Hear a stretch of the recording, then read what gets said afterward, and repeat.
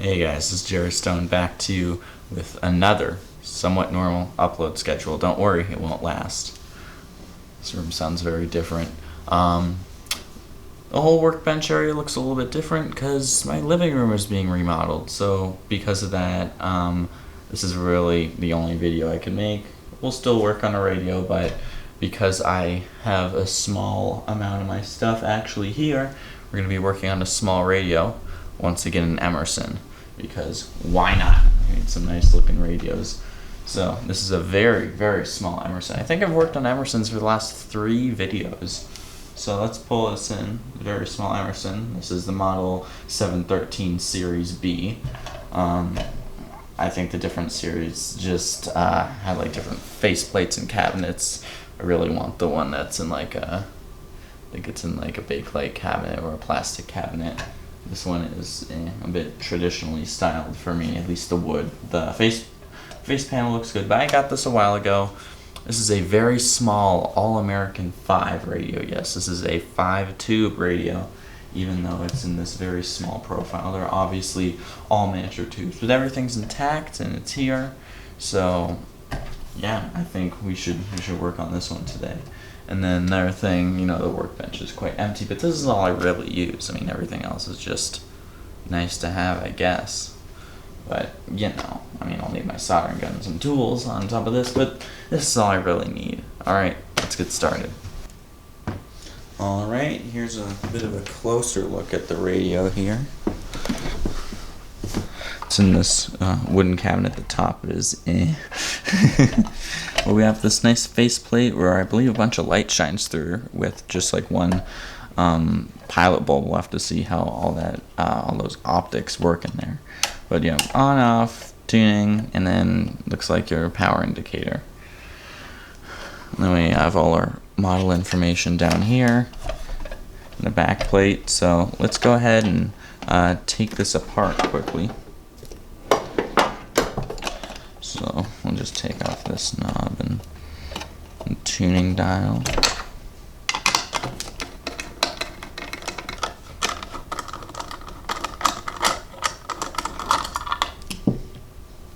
And I'm going to do my initial power up after I've quickly inspected this, because I would not, even on an isolated variac, even with a dim bulb, which I need to build, I would still inspect your radio, because obviously if something's damaged inside, there's no point in turning it on or plugging it in. Okay, we have our chassis. It's even smaller.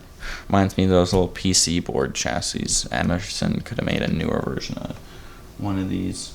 So we have our antenna here. All these tubes look intact. None have gotten the air. None look excessively worn out, like they could have shorted.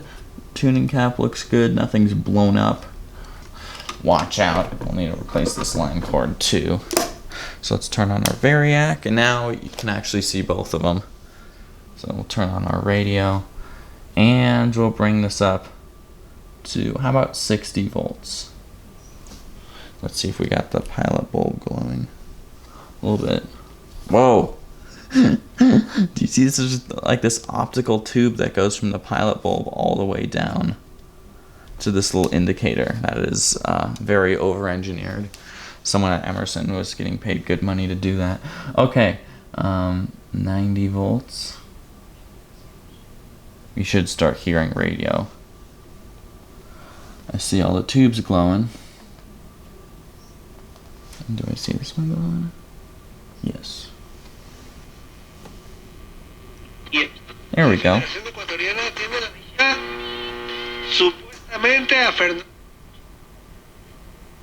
To test for whatever you want it.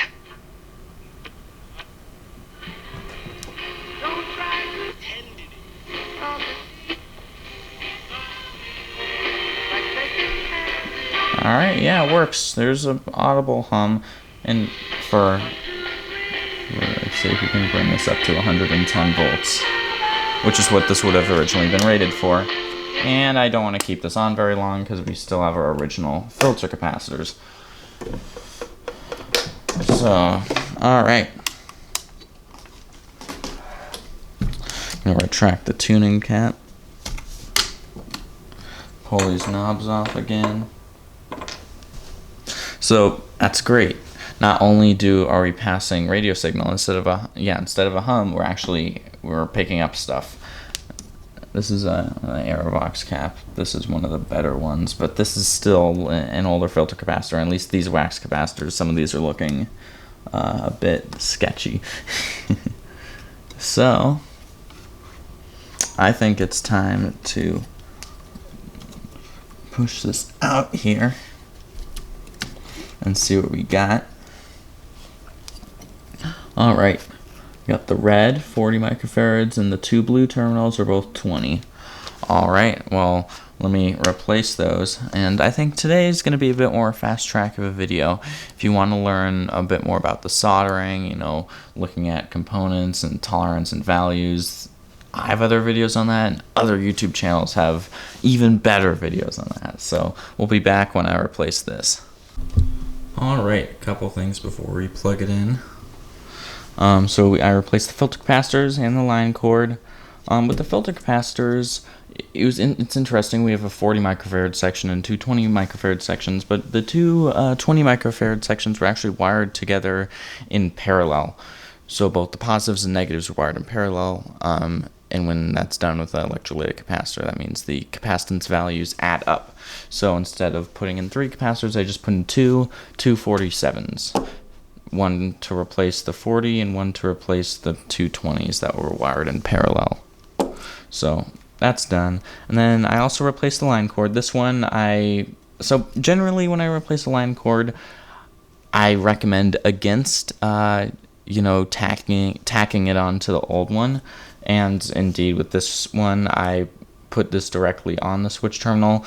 This side though, I did put it onto the original line cord because the original line cord was going to a 7-pin miniature wafer socket. I don't like dumping that much heat from my soldering gun into that to put on a line cord. That might damage the socket. And then also the original line cord's intact enough where it's not like splitting and cracking, it's just quite firm. So I felt comfortable tacking it on, and I used a nice mechanical connection and insulated it and all that. But generally I still would recommend against that. Okay, so with the electrolytics replaced and all that, let's see if this radio and the line cord, let's see if this radio still works. Man, good times. 110. Good times. Right, Bill, there you go. I want you to say is this. Seal is God's. Be able to ask that question.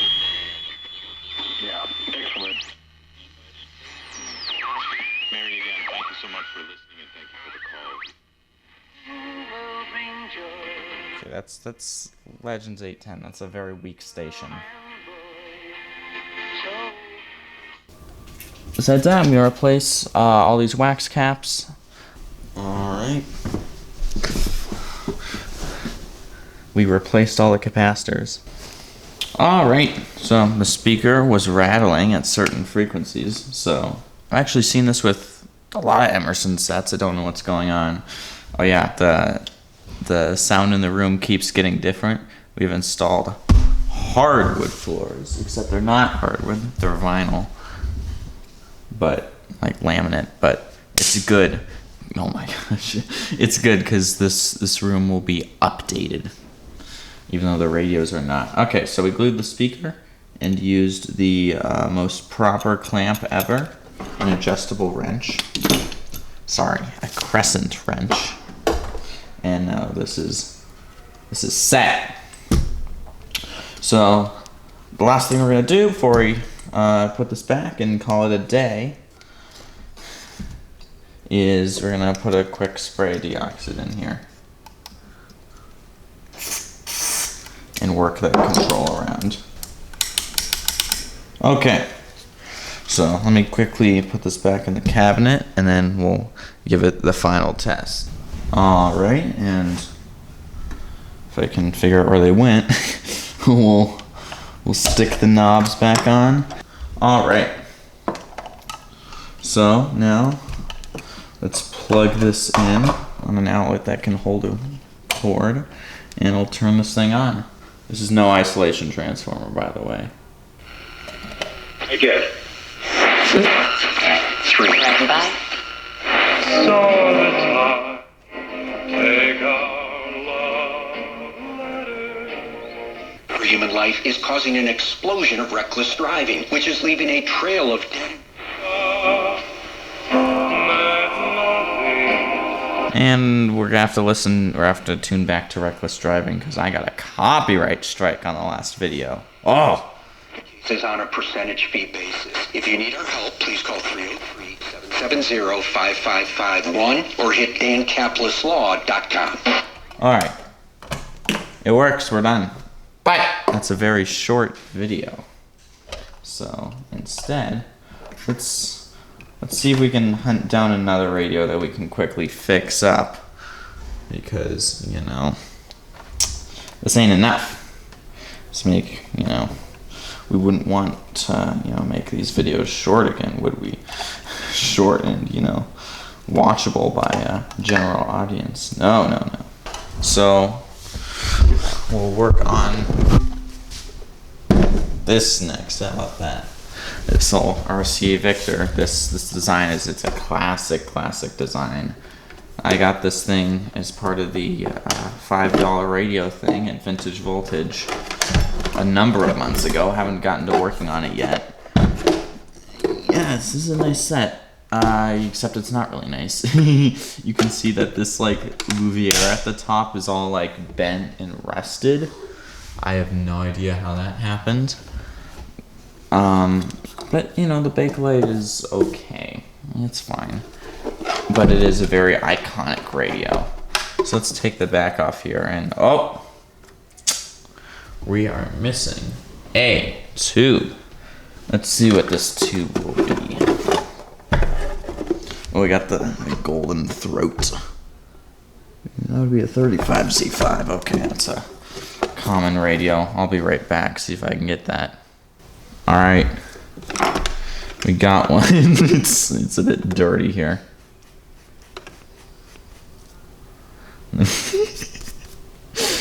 You know what? The crustier the better. 35Z5. Why would it be missing this? Like this is like the most common tube in this radio. Why don't you take like the 50L6 or one of the interstage tubes? Okay, everything's in here, but our problems don't end here. Looks like one of our antenna wires disconnected. I think it would go here with our unnecessarily large alligator clip. Okay, that wasn't too bad. Just some preliminary stuff. If I didn't do either of these two things, the radio wouldn't work. There's no sense in trying it out. Okay, well, that's not too bad. So we'll plug in our isolation transformer. I haven't actually looked in here in the radio because these are a pain to pull the chassis out. But, you know, absolutely necessary. This thing's fused. So we're safe. So we'll turn the radio on this on. We'll crank this old boy up to 60 volts. I don't see the pilot bulb. That must be burnt out. Don't see any of the tubes either. That's not unusual. Sometimes you gotta like bring it to 90 volts to see any tube filaments. Oh, and there we go. Oh. Take that as a challenge that maybe I can get you to read something long for me if it's good enough. How about this Rockies team? If fans it just works. And looking for part of the future, well, is definitely. Oh, dirty volume control. It's cutting out. Oh, whatever will we do? To make my life not pain, we are going to clip this. Although before we do that, let's mark which one goes where. I'll put a little dot here and a little line on that wire so we know which one goes to which, so that we can take this back off. This cord is it's in good shape. I'm not going to snip it yet. I mean, everything's in here. I have not tested this 35Z5, but it seems to work. I was surprised the radio worked this well. Maybe this radio has been restored. This is. I like how the whole tuning dial is just this is like one big knob though. This is a pretty set. It's very iconic. It's a shame you can see kind of closer up how this is damaged. That's alright. Now these are a pain in the butt to pull out, like actually. I don't even remember how to do these. I think because the chassis, it's like it lays up against the front. It screws into the front instead of the back. So, because the Radio Corporation of America had to be silly. This should be out. Let's see. Yep. And didn't mean to do that. We'll retract the tuning cap.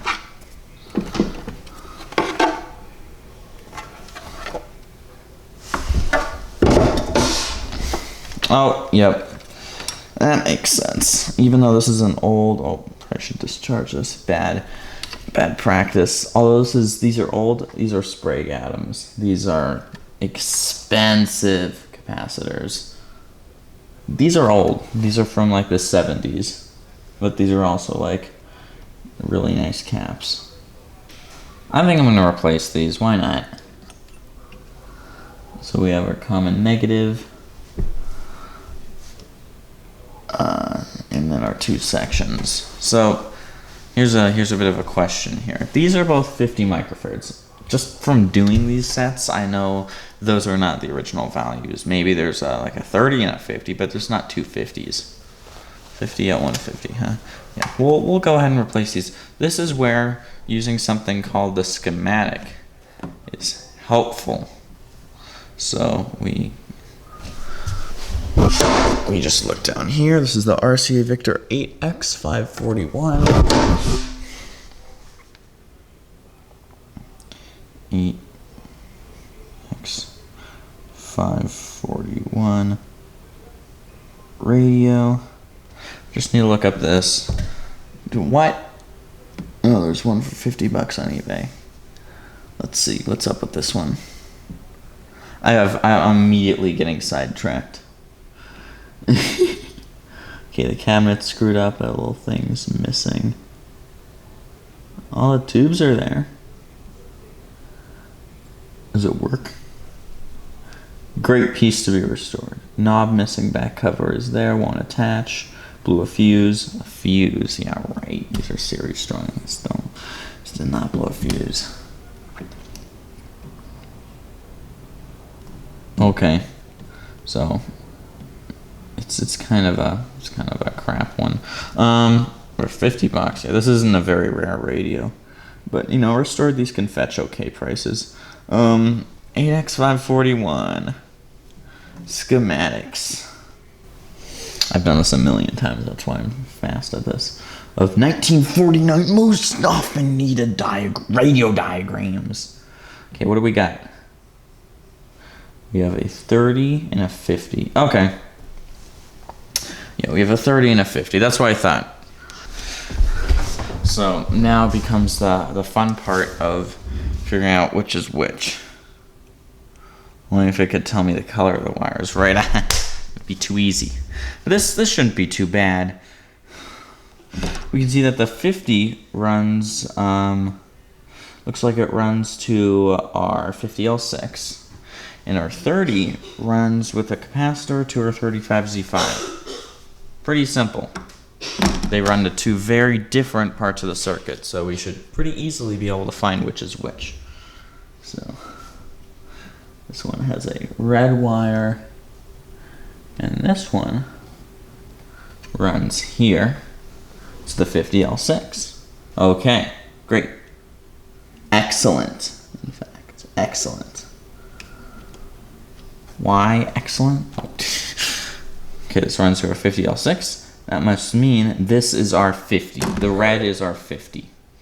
This one has a green wire, and if we follow this all the way down, we can see this one runs to our 35Z5. Okay, that must mean the green is our 30. This is why the schematic is so helpful. I mean, you can just take a look at this, right? For 30 microfarad, they both obviously share a common ground. In this case, yes, I think that's a chassis ground. That might be a floating ground. Either way, they share a common ground or a common negative. You see, this is our 50, and this goes to our 50L6. Okay. And now we know that's our red. And this is our 30, and this goes to our 35Z5. It's our green. We just did some basic referencing, and now we know which is which. Because they have capacitors in them, and they're usually okay, but they... Oh, wow.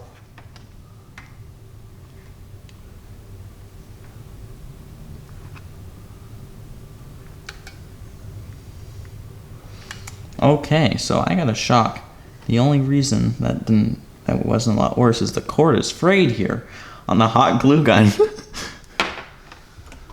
Ooh, okay. Yeah, the cord is frayed here. That was plugged in. Ow. That didn't even hurt that much because, you know, that it was traveling such a small distance. But I will insulate that. I don't really have anything else to say on that, but ooh. We're gonna move that out of the way. And we can just hook this up to the 50 and this up to the 30. Boom. Done. So I'm gonna do that quickly, and we're just gonna run the leads up there, and then we'll be back. All right, we replaced these caps right here in the most orderly fashion. I'm gonna move these leads apart a bit.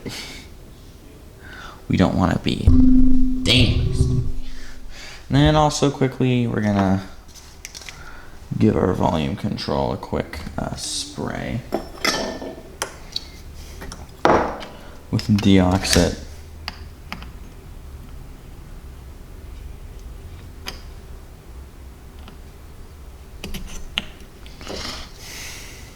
As before, it's a little bit crunchy.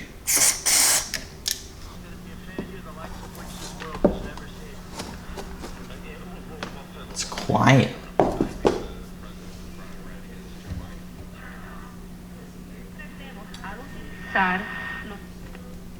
Como la visión, el olfato, el tacto, el gusto y el oído.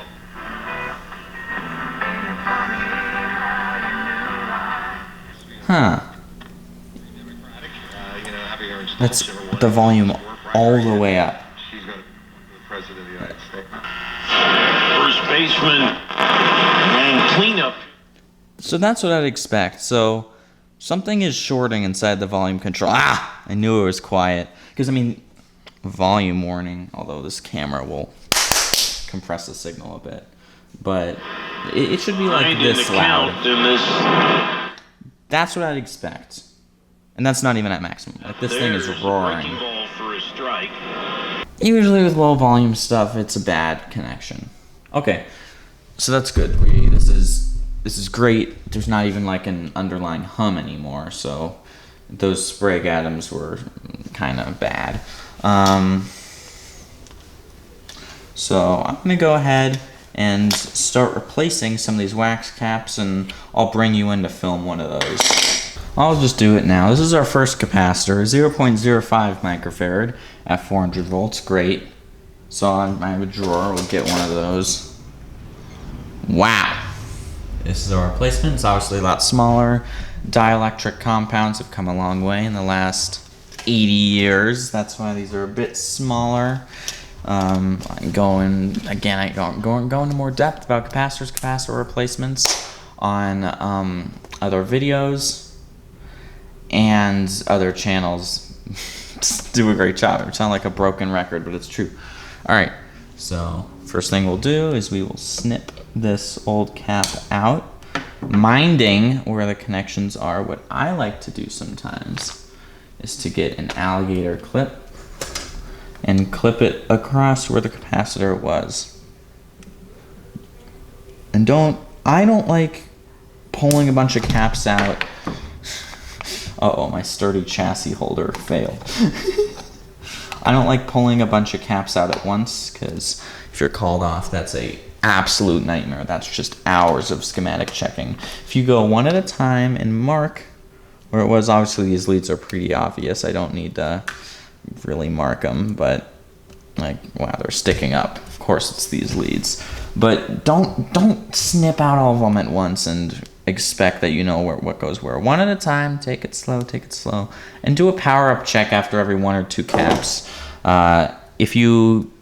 Even if you do one at a time on every cap, but you don't check your work, you don't power up the radio, make sure it still works, that can be bad, because then if it's broken, whoa, I just replaced 10 capacitors. Which one is it? If you do 1 or 2, you have much less work you have to retrace in order to find what happened. Okay, so I'll probably replace this one and the one next to it, and then I'll power the radio up. And it should still work. In fact, your radio should work continually better as you replace all these wax capacitors. So again, J-hook for a mechanical connection. So here we go. This is all hooked in. Good. You should have ventilation. I'm going to wait to turn it on for a second so that the audio is crisp in this section. So we will, after making our mechanical connection, you can see how this is holding itself in, even though there's no solder yet. We will heat up our joint and apply solder to it. It's a thirsty boy, but you can see how now it's properly absorbed. Like, it was kind of sitting on, but now you can see it is properly, like, all of the leads are now entrenched in solder. It's just a blob with leads coming out instead of like leads lying on a blob. Sorry, that's a cold joint. That is unacceptable, and under high voltage, that is quite dangerous.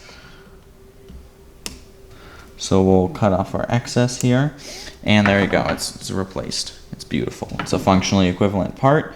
Nothing should change except the radio's performance should be better as we replaced this part, which is probably electrically leaky. There you go. So I'm going to replace the rest using the same principle. We're going to test a little bit. We'll be back. Here's another thing. I came across this capacitor. Look at that. You can't read crap. So here's another lung health approved way to read a capacitor. We are going to fire up our soldering gun.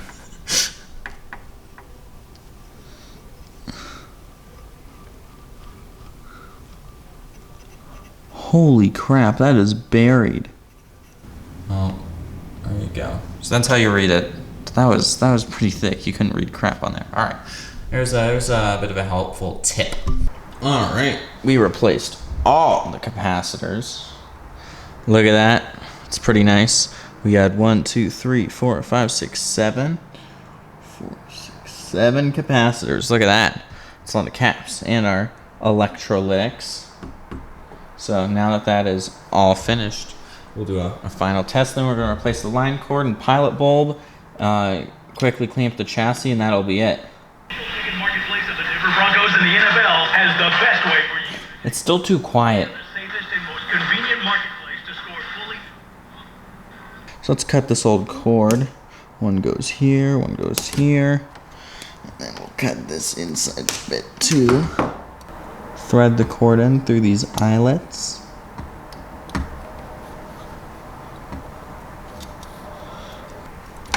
Okay, cool. That is now double knotted.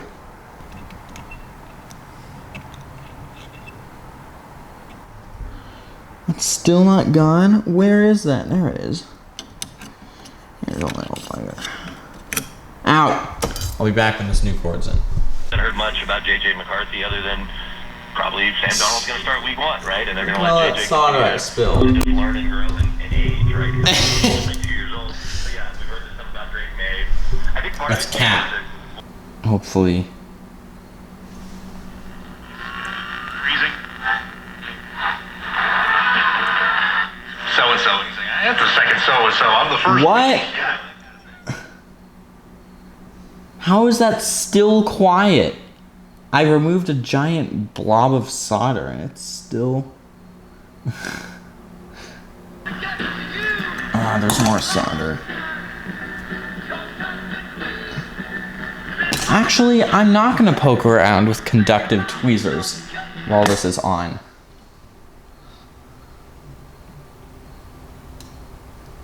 I was considering it for a second. Wow, that would have been a spectacular show of sparks, and I might have been on the ground.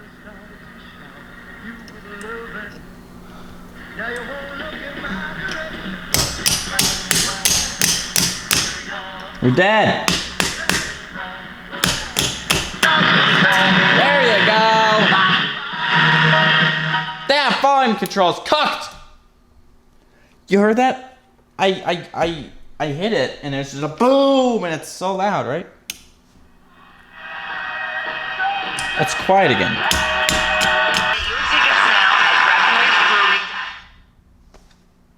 So this control is still, to put it respectfully, screwed up. But good. We know it's the volume control now. If you hit it with the stick enough, the radio gets loud. Let's put the electronics aside for a second. Do some knob repair. So, okay, we got this and this. Great. So the first thing we're gonna do is we're gonna sand it a little bit. Cool. Now we get our Gorilla Glue. And we apply a thin bead to the outside and place our brass medallion on there, and there you go, all fixed. Sorry if this seems a little bit, my video seems a bit satirical. Who knew working a constant summer job would be tiring? Okay. We got the cabinet. First thing we're gonna do, since it's Bakelite, is wash it in the sink. I got so much crap doing that first time. No, don't even use water on Bakelite. Don't use water. So we're gonna get some paper towels, and we're gonna get something like Howard's Wax It All. And you just rub it. I mean, that's how it is. Some people use Brasso. I've had no success with that. Limited success. It's hard. Not going to use it on this cabinet. This one still actually has a good sheen to it. I see. Brasso's like if your cabinet's cooked. I don't know. I'm not a cabinet guy. First thing we're going to do is use the wrong tool to pry the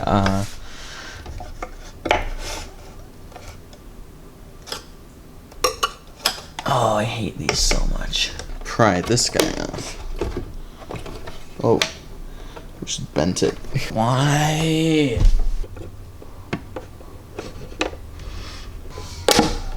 Seriously? Ah, jeez. These suck. You hammer them flat, you push them on, you rip them off. This is our, accent top. Had to be the 50s, you know? And go in a circular rubbing motion. Whee! Now we will wipe it off and the depression will set in. Alright.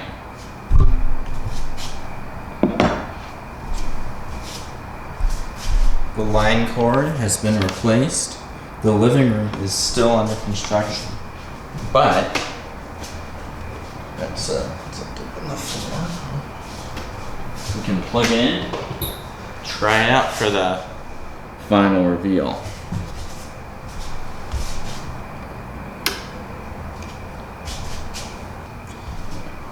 To enjoy this amazing Insider is your key to a normal life. For 15 cents a day, you can wake up.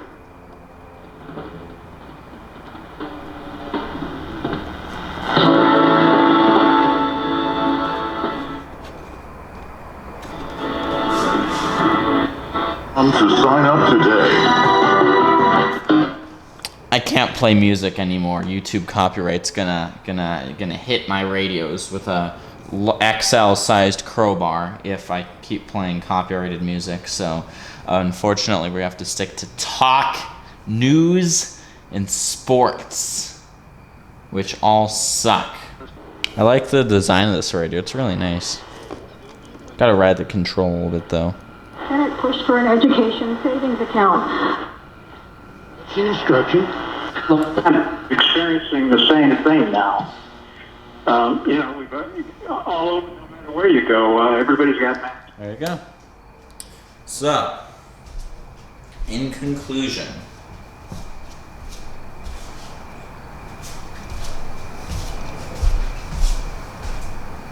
we have fixed up both of these radios. They will be returned to my shelf. And yeah, there you go. We'll be back when my living room is slightly less under construction.